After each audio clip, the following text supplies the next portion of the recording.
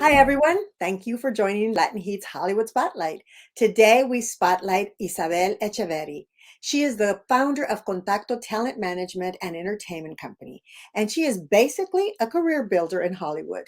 So I want to welcome Isabel. Thank you for joining us, Isabel.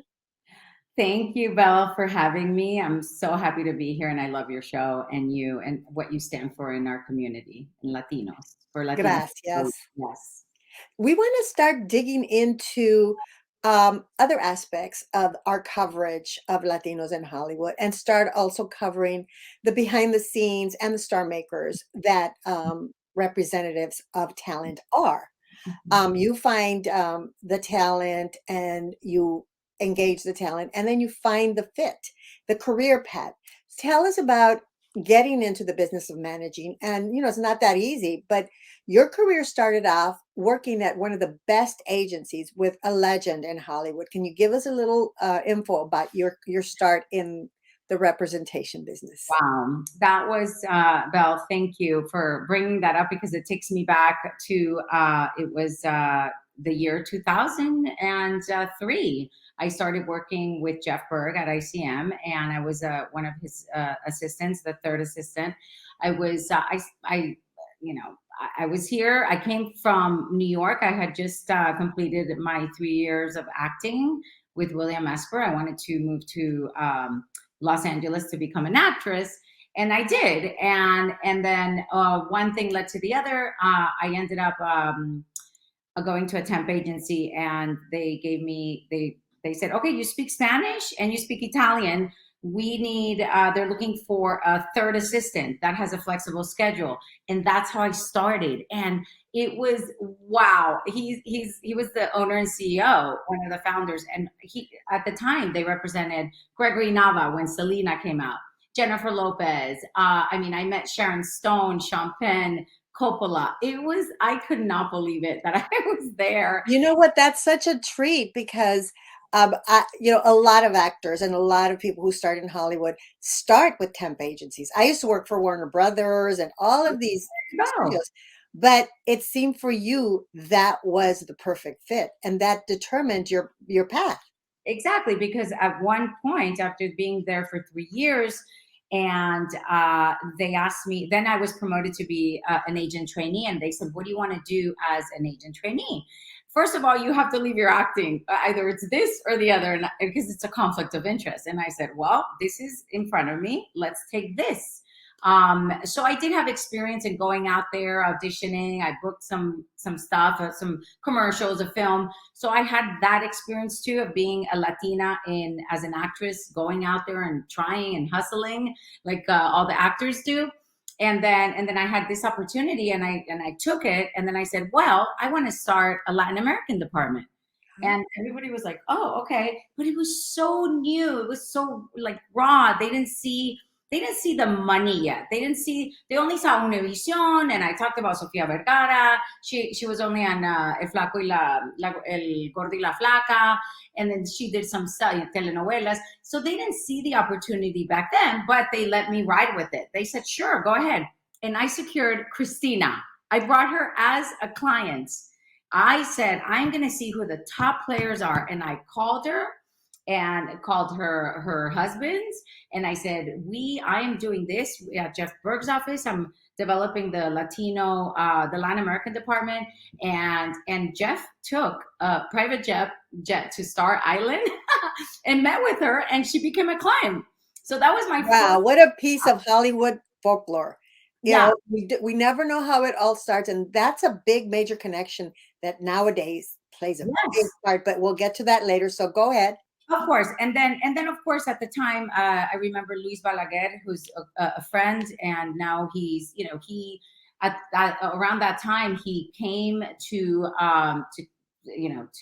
play Sofia Vergara, and I brought him in to meet with Jeff, and again it was very new.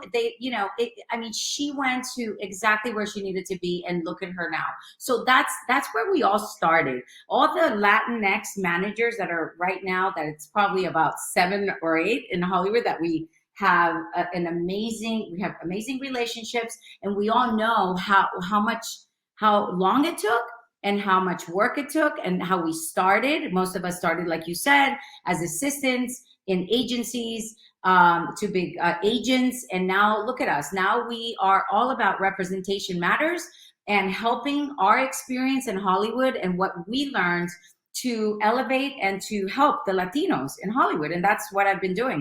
So Right. I love it. I'm very passionate about it. And also my trial and error experience as an actress, that also helps too, because I know the struggle of an actor, you And I know. wanted to just go back a little bit. The Luis Balaguer connection is Sofia Vergara, Yes, right? well, Yes. he Some and I. people don't know that.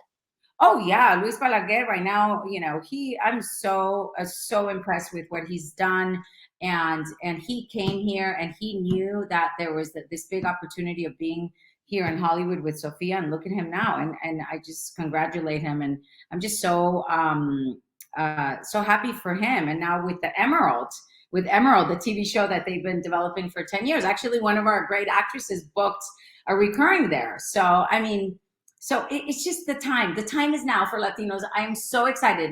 You know why? Because I see the breakdowns every day and I've been seeing them for years.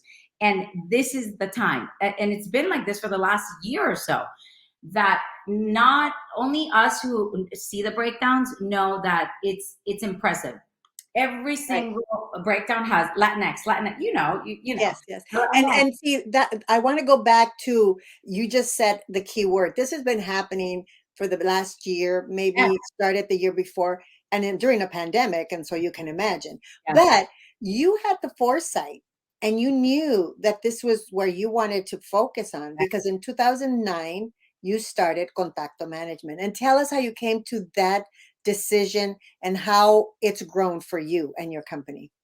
yes, and going back to what you said, that I had the foresight. And you know why I had the foresight? Because I believed in myself as being a Latina, a Colombian in Los Angeles. And I saw and I felt the power of being here and pursuing that dream of just representing and being myself and being proud of my heritage. So, but back then everybody's like, oh, a Latina. Still, we get that, but it wasn't. It's evolved so much. So I'm so happy that we're here right now. And then, so fast forward to with having now the experience of being at ICM, then I went to a boutique agency and I started then the Hispanic division. So I saw the demographics.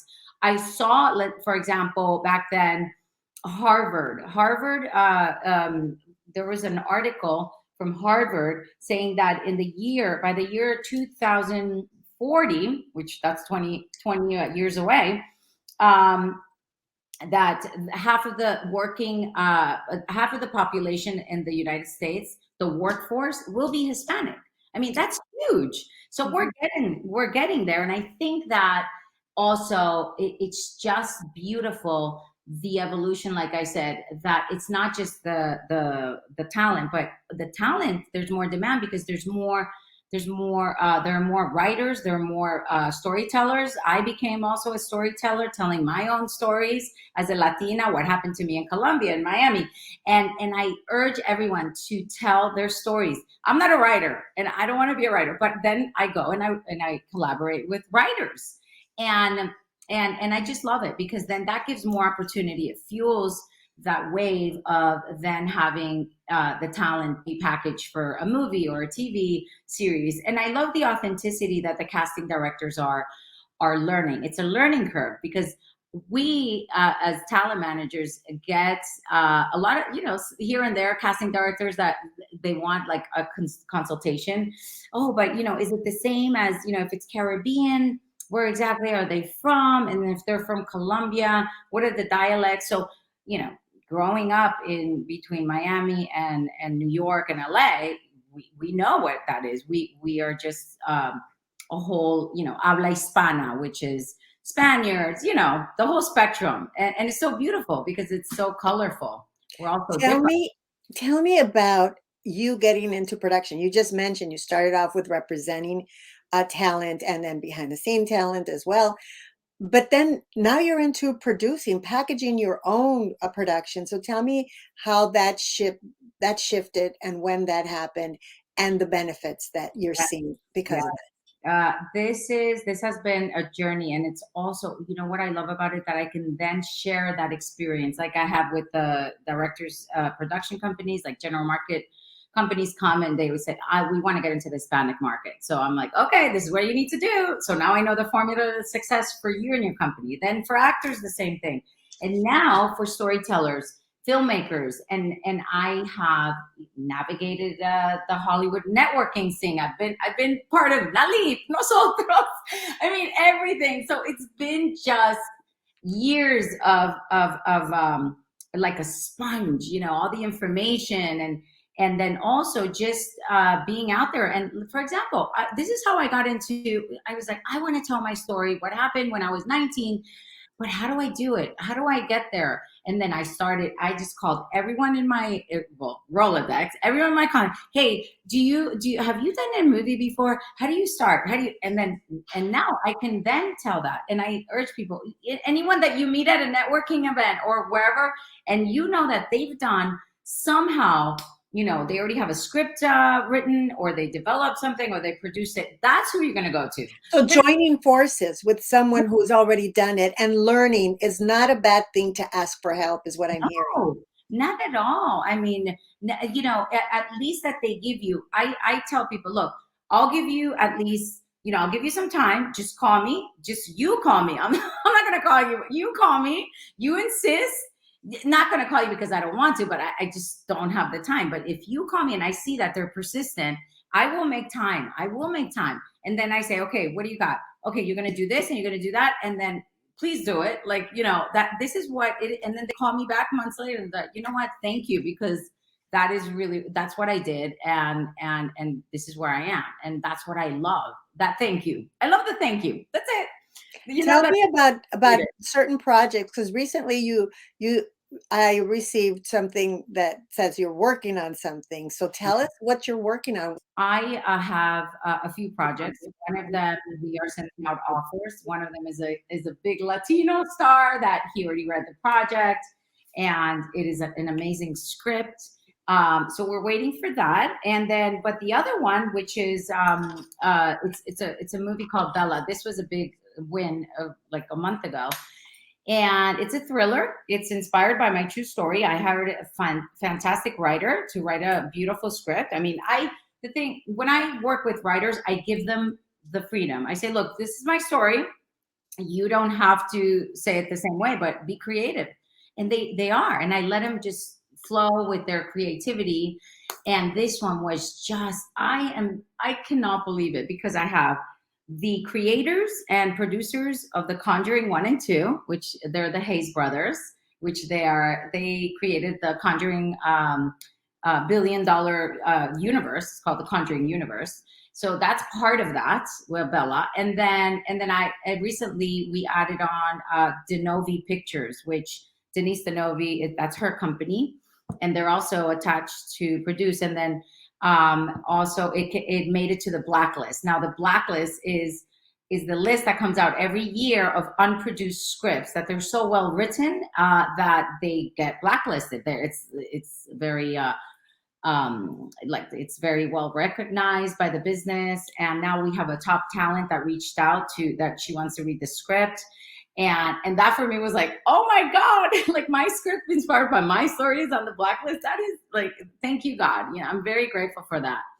And then I have a TV limited series that's under development. I'm also, and then I have a few other projects that I'm attached. I'm an executive producer. So what I do as an executive producer is I give birth, well, executive producer and creator. So I give birth to the project. And then I go and I, like right now I'm looking, actually, there you go. I'm looking for a bicultural, bilingual, bicultural writer to write a film that I already have financing to shoot in Mexico through the Mexican government. What an opportunity for someone. Everybody listen up. This is where you get those leads and follow them. Like as Isabel said, you got to just follow and be persistent. Exactly. And so I also put it out on I have a lot of friends on social media. I put it out there and I look at everything, and I want to give opportunities to all of our Latinos in Hollywood. And there's so many great writers. There's so many, but also I want to inform them. For example, I have a friend that's a distributor, and he told me, listen, you have a big network of Latinos. Tell them, please, before they spend their money and they think that their script is like the most amazing script ever, which is great to be so self-confident about your work, but don't let them go and spend 50,000, 100,000 on a short, or go and spend all this money until they run it by a distributor, because they are the ones that know what's going to be picked up, what's going to be distributed. So there's so many different, being an artist is one thing, a filmmaker, which is you are more focused on the writing, and the description of the character, or the evolution of the characters. But then there's the business side, and Yes. that's where I come in. That's where I'm here. I know I was put here to help, with that. If it's not me, I'm not a distributor, but hey, yes, I'll put you in touch with this distributor. I'm very generous with my contacts. You know what I mean? It's like, here you go. We're all here to help each other. So, Let me ask you about something. And again, this impacts you because you're talking about distribution. You're talking about films that you're executive producing and you're going to be putting out there, and your own films. What is the key? What is that secret formula to get a film to be seen by Latinos, who are the number one film going audiences? So, is it uh, an all Latino themed movie? We've seen that come, and we've seen it be not very successful. Is it Latinos in the leads? I think it's the stories. I think it's the story. It's not about you. Oh no, this one has to be Latino. Yes, the studios are requiring and they're really pushing, and everyone, diversity, diversity. But it's about the story, and that's what's going to bring the audience. You look around life, and there's Latinos here, and there's African American. So the story has to be just authentic. It has to be authentic. It's not about, I don't believe in that all movies should all be Latinos. I mean, yeah, if it's shot in in Brazil, in Brazilian, then it's for the Brazilian market. But let me push back a little bit on that. African Americans are consistently putting out movies that are all Black, and they do very well.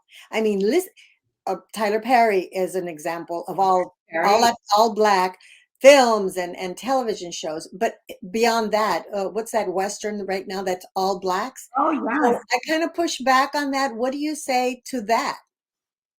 That's interesting. I mean, look, I think we're getting there. Like, for example, I'm executive producer of an all Latino show, by the way.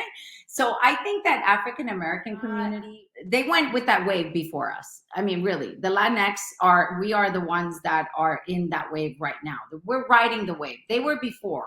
Don't you agree, Abel, that they Oh were in yeah, they've gotten it right for the exactly, past at least 15 years. And exactly. it was, to me, it was when Tyler Perry said, did it on his own because nobody was funding him. And he said, I want to tell Black stories, and I'm going to do it, and started independently. Now he's got studio movies No, because he we're has his doing own that. studio. No, we're But doing they are valid. And like you said, it has to be authentic, because look at Coco. That was very specific, very Latino heavy talent, and as well now Encanto. So there is something to be said about that if you do it authentically. Yes. we're getting there. We're here. That's the thing. We're here where Tyler Perry was 15 years ago, like you said. They've been on that wave. So what do I think about that? I think that it's great that we're doing this, because there's so many now. There are so many platforms that there. It's all about, we're hot. Latinos are hot.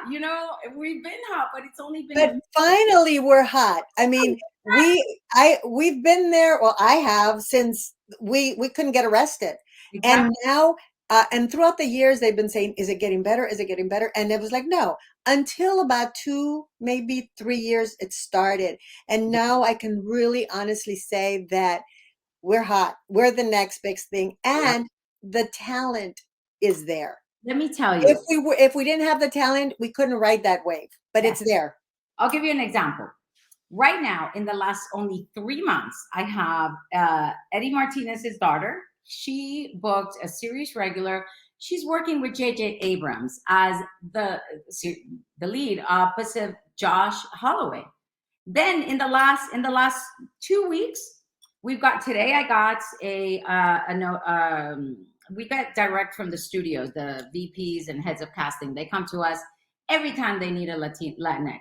They're looking for. I mean, of course, I can't disclose the project, but they're big studio movies of big characters that we know, and now they want a Latinx. And that was not the case. I No, mean, I remember when I was acting, if we had 2 speaking role auditions in maybe a month or 2, we were ecstatic. So it's just that's how I know it's changed. And when I see, so like you beautiful. just mentioned, young girls that come into town or men and they get on a series, Yes, that was unheard of. and And now, so it is. It's a wonderful time to be a Latino in the entertainment industry if you know how to take advantage of it, yeah, if you know how to navigate the world, and you are someone that can help people navigate this world. thank you, Abel. And one more thing. I think that the reason why I started Contacto in 2009 and I left this boutique agency, which, the people were just amazing and they supported me to go on my own. It was very scary to have my own business, and, but I did it. And it was because of the demand. It was mostly that I got to do this because I have these actors asking me, I have these directors, like everyone just wants me to help them because they know that I've been through it. I've been through it as an actress. I've been through it as an agent trainee. I started, I went in the mailroom for a month, and I went from, and I even did. Listen to this. You want to know something? After when I came here, I needed my SAG card, and I did 6 months of background work every day to get my 3. You get how humbling that is. I'm like, I don't care what it takes. And then the people that didn't humble themselves and didn't get their SAG card probably, I mean, I know one of them left LA because he's like, I don't want to do background work because I don't want to, but then I said, well, then you have to get your SAG card. Back And then, that's the thing, what you just said, you have to do what it takes if you are really interested in the craft, because there's a lot of people that come and are interested in getting famous, and that exactly. they never make it. Exactly. And, It's a and, fluke if they do. and let me tell you, and I was it was hard for me to let go of what I came here for, which was the acting, because it was that dream, like we all have, the Hollywood sign. And come on, we all have those dreams. I want to be famous. I want to win an Oscar. I want to play this role. And but then a friend of mine said, you know what? You found your own success in representing talent. And when she made me realize that, I was like, okay, I'm fine. I'll let go of the acting because I was here for this. And I tried the acting, but it gave me the experience I needed. And then now I'm successful with this. And what is success for me? Success is helping others achieve their goals. And I love that. I love, when I have a talent that comes in and I mean, I go out there and I meet talent that I see them in person and they're so fantastic and I know about them, but then I look at their profiles and I'm like, oh my God, you need help. And let's do this and let's do that. And boom, they book something like in the next 2 weeks. You get what I'm saying? And that's what I feel so excited about that. I love hearing that passion, and most people who are successful in the business have that passion. They have a passion for what they do, and we can speak forever, Isabel, because we have so much that So we can talk about. But this has been just the right amount of information, the right amount of learning about your agency, your management company, to whet people's appetite, yes, to give them food for thought, to look into your management, to look into what you're doing and learn more. And thank you so much for being here. It was wonderful to have you. thank you so much for Belle for having me.